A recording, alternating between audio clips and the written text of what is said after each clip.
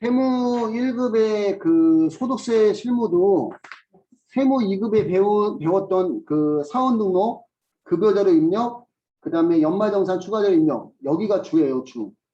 그리고 이제 그거 외에도, 사업소득, 퇴직소득, 그 다음에 이자소득, 배당소득, 기타소득에 대한 원천징수 문제가 또 추가로 나와. 추가로 나오는데, 요거는 여러분들 그 세무 2급 할 때 우리 요약정리한 프린트에 입력되어 있는 거, 여기 한번 정리하고 한번 들어갈게요. 여기 한번 정리하고. 급여 입력 및 연말정산 작성 시 포인트. 첫 번째 사원 등록은 무슨 공제다? 인적 공제다. 자, 인적 공제는 이제 무슨 공제와? 기본 공제와 추가 공제가 있고, 기본 공제는 1인당 얼마씩? 150만 원씩이고, 기본 공제는 소득 제한도 있고, 연령 제한도 있어요. 소득 제한은 어떻게 된다? 우리가 소득 제한은 종합소득금의, 퇴소득금의, 양도소득금의 합계가 100만 원 이하이거나, 근로소득금액만 있으면 150만 원 이하, 근로소득금액 150만 원 이하는 또 총급이 얼마 이하? 500만 원 이하와 같은 얘기고, 연령 제한은 20세 이하거나 60세 이상이거나, 근데 배우자, 장애인, 수급자는 생활보호 대상자죠? 그지? 배우자, 장애인, 수급자는 연령을 보지 않아요. 연령은 안 보지만 소득 제한에 걸리면 다 안 되는 거예요. 그치? 그러니까 우리가 인적공제에서 기본공제를 받으려면 소득 제한에도 안 걸려야 되고, 연령 제한에도 안 걸려야 되고, 추가 공제는 무슨 공제 대상자 중에서만, 기본 공제 대상자 중에서만, 경로 우대는 70세 이상 100만 원 추가로 공제해주고, 장애인은 추가로 200만 원, 그 다음에 배우자가 없는 거주자로서 기본 공제 대상, 자녀가 있는 경우는 한부모 공제, 그지? 추가로 100만 원이고, 부녀자가 세대 주거나 맞벌이 여성인 경우는 50만 원 추가로 공제해 주는데, 예, 부녀자 세대 주 및 맞벌이 여성은 예, 종합소득 금액이 얼마 이하? 3천만 원 이하에 되고, 한부모 공제와 부녀자 세대 주 및 맞벌이 여성이 예, 중복되는 경우는 그지? 한부모 공제를 해줘야 돼. 시험에서는. 실무에서는 둘 중에 선택인데 시험에서는 세부담 최소화라는 게 기본 깔려 있기 때문에. 시험에서는? 그치, 시험에서는. 실무는 선택인데, 실무는, 우리가 원하면 한부모를 받던, 부녀 세대주를 받던, 그지, 상관이 없다는 거지. 그냥 부녀자 세대주를 받으면, 아, 이 사람이 그냥 국가를 위해서 세금을 더 내려고 하는 것보다, 이렇게 생각하지, 한부모 공제 받으세요 하고 이렇게 추천하는 게 아니라는 얘기야. 근데 시험에서는 뭐가 깔려 있다? 세부담 최소화라는 게 깔려 있기 때문에, 두 개가 중복되면 한부모 공제를 받아야 됩니다. 그 다음에 기본공제 대상 자녀가 있는 경우에 예, 7세 이상 자녀가 있는 경우 무슨 세액공제? 자녀세액공제 1인당 15만 원. 예, 2명이면 예, 1인당 15만 원, 15만 원에서 30만 원이고 2명 초과하게 되면 2명 초과는 1인당 추가로 30만 원씩이고 출산 및 입양에 따른 세액공제는 당해연도에 출산했을 때 출산 및 입양했을 때 얼마? 30만 원. 둘째일 때는 50만 원, 셋째일 때는 70만 원이고 자, 두 번째, 그 급여자료 입력은 급여명세서 폼을 만드는 작업이죠. 따지고 들면. 그래서 들어가면, 예, 수당 등록과 공제 등록이 있고, 수당 등록에는 비과세 수당과 과세 수당이 있어요. 연장 근로수당은 생산직 근로자에 되고, 직전연도 총급여가 3천만 원 이하에 되고, 월별 급여가 210만 원 이하에 되고, 생산직 근로자와 직전 총급여 3천만 원 이하 두 가지 조건을 예, 갖추면 사원 등록 가서 야간근로 비과세 열하고 체크를 해주셔야 됩니다. 그리고 연장근로 수당은 연간 얼마까지? 240만 원까지고 이 세 가지 조건을 다 충족했을 때 비과세죠. 저 세 가지 조건 중 하나라도 충족하지 않으면 자동으로 프로그램이 가세가 돼요. 수당 등록에 비과세라고 돼 있어도 수당 등록에 비과세가 돼 있어도 저 세 가지 조건을 충족하지 않으면 전부 다 가세가 되고 식대는 별도의 식사를 제공받지 않는 조건을 월 얼마까지?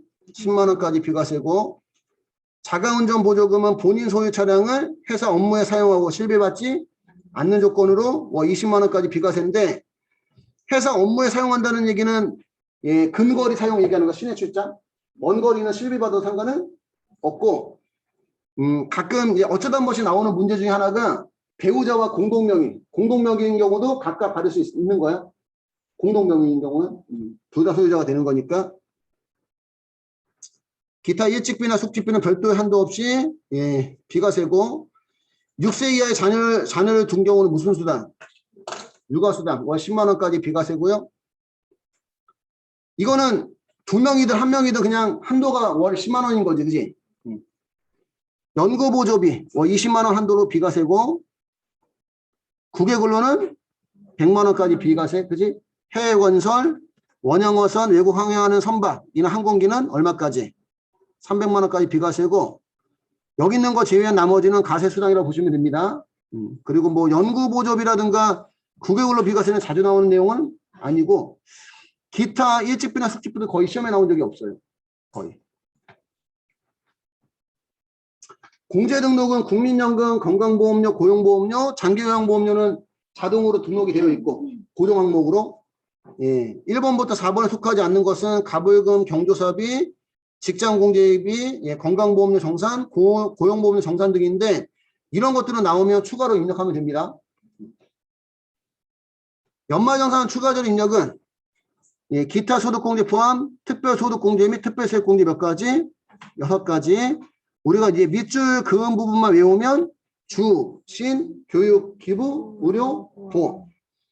주택자금 공제는 본인이 무주택 세대주거나 1주택 세대주고 주택저축과 월세세액 공제도 원칙은 무슨 세대주? 무주택 세대주인 경우에 공제가 됩니다.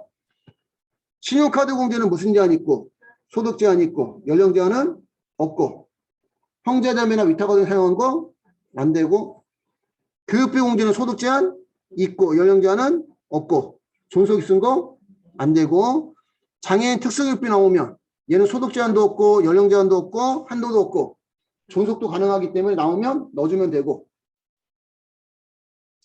기부금 공제는 소득 제한 있고 연령 제한 없고 의료비 공제는 소득 제한 없고 연령 제한 없고 치료 목적이라든가 뭐 질병 예방 목적 그지 그런 것들 공제 가능하고 보험료 공제는 소득 제한 있고 연령 제한 있고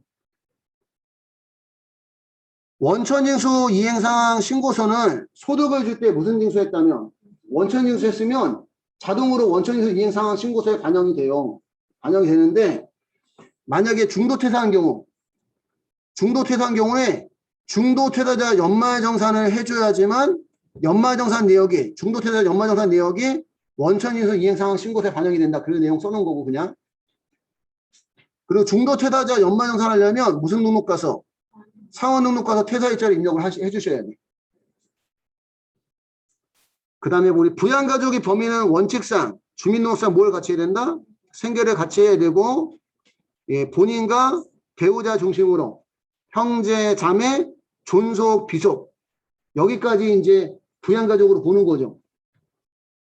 존속의 형제, 자매는 안 되고 형제, 자매, 배우자나 자녀 안 되고 비속의 배우자도 부양가족에 들어가지 않지만 예, 비속, 자녀가 기본공제 대상 장애인이고 그 배우자도 소득 없는 장애인이면 기본공제 가능합니다.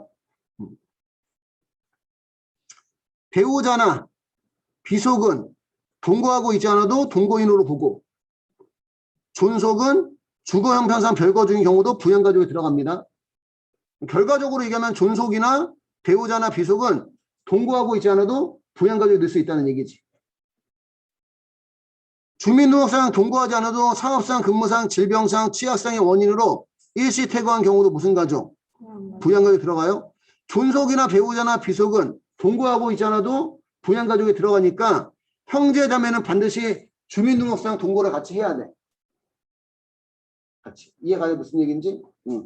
근데 그런 형제자매가 상업상, 근무상, 질병상, 취약상의 원인으로 같이 살다가 주민등록에서 같이 살다가 일시 퇴거한 경우도 무슨 가족? 부양 가족에 들어가고요. 여긴 안 나왔지만 지금 그 수급자는 지금 본인과 배우자를 중심으로 형제자매 존속 비속에 들어갈 수가 없겠지. 수급자는 수급자 생활보호 대상자인 경우에도 반드시 주민등록상 생계를 같이 해야지만 부양가족에 넣을 수가 있고요. 그지? 예. 근데 그 주민등록에 들어갔다가 사업상, 근무상, 질병상, 취약상 원인으로 일시 퇴거한 경우도 부양가족이 될 수 있는 거예요. 그런 경우도. 세무이급에서는 안 나온 것 같은데 지급조서 미제출 항목이라는 게 있어요. 지급조서라는 것은 소득을 줄 때 원천 인수했다는 내역서거든. 근데 이걸 이제 뭐 지급조서 미제출 항목이라는 표현도 쓰고 미제출 비과세라는 표현도 쓰는데 비과세인 식대보조금, 자가운전보조금, 일찍비나 숙직비 이런 것들은 여러분들 그 급여자료 입력할 때 지급액에는 들어가. 비과세인 식대보조금, 자가운전보조금, 일찍비나 숙직비가 급여자료 입력할 때 무슨 액에는 들어가는데 지급액에는 들어가는데 원천징수 이행상황 신고서의 지급액에는 안 들어가. 그걸 우리가 미제출, 비과세 또는 지급조서 미제출 항목이라고 얘기합니다. 급여자료 입력에 입력을 해도 원천징수 이행상황 신고서의 지급액에 포함되지 않는다는 거. 주로 시험은 일찍비나 숙직비는 안 나오니까 비과세인 식대보조금이나 자가운전보조금 생각하시면 되고요. 7번째, 사원등록 및 연말정산 시 소득제한에 걸리지 않는 경우, 총급여 또는 총근로소득이 얼마 이하, 500만 원 이하거나 근로소득 금액은 150만 원 이하, 그 다음에 무슨 가세소득만 있는 경우, 분리가세소득은 완납적 원천징수로 납세의무가 끝나기 때문에 종합가세되는 종합소득 금액이 들어가지 않아요. 그래서 분리가세소득만 있으면 종합소득 금액이 없는 거야. 이자소득 금액과 배당소득 금액은 합계 얼마 이하? 2천만 원 이하? 이거 우리 그 금융소득 기준소득 금액이라 배웠죠. 2천만 원. 그 이하에 속하면 분리가세가 되고, 이런 근로소득은 무조건 무슨 가세고? 분리가세고, 기타 소득 중 분리가세되는 복권 등 당첨소득. 복권 등 당첨소득은 사행성 얘기하는 거, 사행성. 복권, 그 다음에 뭐 승마투표권, 슬롯머신, 수성 경기투표권, 그지? 뭐 스포츠, 투표권, 이런 것들. 토토 같은 거. 그 다음에 선택적 분리가세.